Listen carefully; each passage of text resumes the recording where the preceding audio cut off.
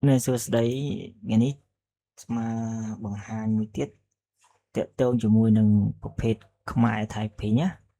អ្នកដែលគាត់ទើបចាប់ផ្ដើមគាត់ចង់រកប្រភេទវាយថៃពីជាអក្សរខ្មែរអញ្ចឹងអាត្មាឃើញកម្មវិធីមួយល្អដែរកម្មវិធីហ្នឹងគឺ free ទេគឺយើងគ្រាន់តែចូលមកនៅក្នុងនេះ Microsoft Store នេះអញ្ចឹងទៅអ្នកនរគ្នាច្បាស់ជាមានទេ Microsoft Store ហ្នឹងណាយើងគ្រាន់តែចុចទៅលើវាមក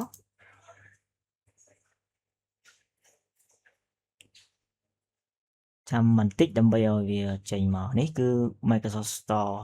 របស់ក្រុមហ៊ុន Microsoft Office ហ្នឹងហើយក្នុងហ្នឹងមានកម្មវិធីឲ្យយើង download free ច្រើនកម្មវិធីមួយចំនួនដូចជា TikTok Instagram Facebook អីយើងមិនចាំបាច់ down ក្នុងGoogle Chrome អីយើង down នៅក្នុង Microsoft Store ហ្នឹងគឺស្រួលកម្មវិធីវាល្អអត់ចាំបាច់ download នេះញ៉ាយើងកាត់ download ទៅវាតាម Google Chrome នេះអាចមានមេរោគមានអីប្រកបមកតែក្នុងនេះយើងអាចថាល្អច្រើនអ្នកដូច Facebook អីនេះអញ្ចឹងអ្នកនរគ្នាអត់តើមានMicrosoft Store ហ្នឹងទេសាកប្រើទៅគឺល្អដូច Google ដូច Play Store ដូច App Store អញ្ចឹងវាមានអីក្នុងហ្នឹងច្រើនតែឥឡូវអាត្មាចង់ឲ្យអ្នកនរគ្នាទៅ down កម្មវិធីខ្មែរ Typing អាហ្នឹងវាយអក្សរខ្មែរយើងណាយើងចូលមកកន្លែង search មកហើយពាក្យខ្មែរហើយ Typing ដល់ពេលយើងគ្រាន់តែវាយខ្មែរ Typing មកវាចេញមកនេះខ្មែរ Typing នេះអានេះមកនេះរូបវាយើងចុចទៅលើនឹងមកងាយទេងាយ install ទេអត់ពិបាកទេអញ្ចឹងវាចេញមកបែបនេះនេះយើងខ្វែងចោលទៅ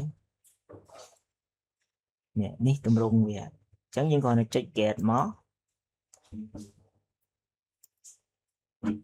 យើងចាំឲ្យវា install សិនវា57.20 មេអញ្ចឹងយើងធំគួរសមដែរនេះទៅបន្ទាប់ពីយើងបាន download ហើយគឺវាចេញ open អញ្ចឹងយើង open មកហើយកន្លែងនេះយើងមិនអានេះវា app access ជាមួយនឹង location GPS បើអ្នកនរគ្នាដាក់ក៏ដាក់ទៅមិនដាក់ក៏អត់អីដែរយើងក៏ no ទៅបានដែរយ៉ាងកញ្ញានេះពេលយើង down ហើយវាចេញមកបែបនេះវាមានអនុវត្តជាមួយក្តារចុចជាក់ស្ដែងលេងហ្គេមកម្រិតល្បឿនអញ្ចឹងយើងចង់មួយណាយើងចុចមើលយើងជាមួយក្តារចុចជាក់ស្ដែងចាប់ផ្ដើមនេះនេះវាដូចនៅលើ keyboard យើងចាក់ស្ដែងអញ្ចឹងណាដូចហើយដែលយើងអាចប្រើវាបានបើសិនជានៅក្នុង computer អ្នកនរគ្នាអត់តាន់ដូរទៅជាភាសាខ្មែរនេះឃើញវាចប់ភាសាអង់គ្លេសដល់ពេលយើងចុចទៅ